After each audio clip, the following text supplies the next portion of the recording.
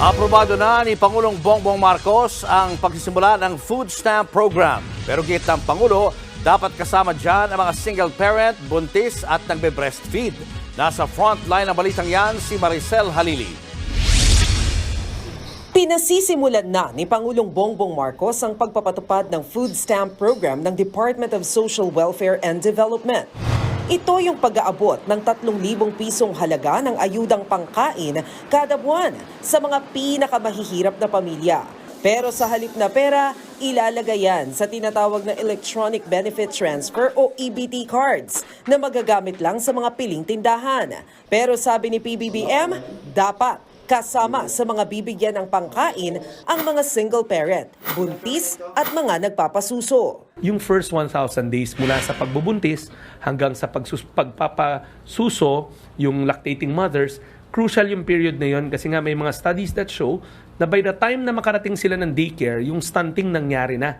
So irreversible na.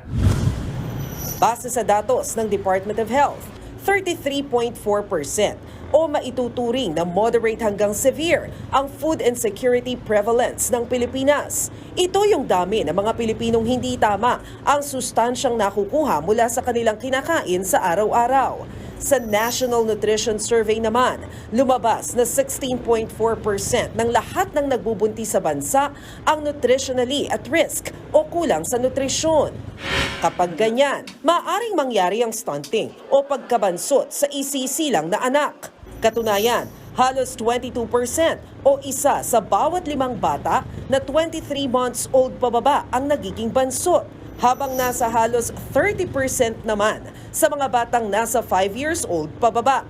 Bukod dyan, apektado rin ang brain development ng isang bata kapag kulang sa nutrisyon ang ina. Huli na ang brain development, kaya mababa ang IQ ng mga Pilipino.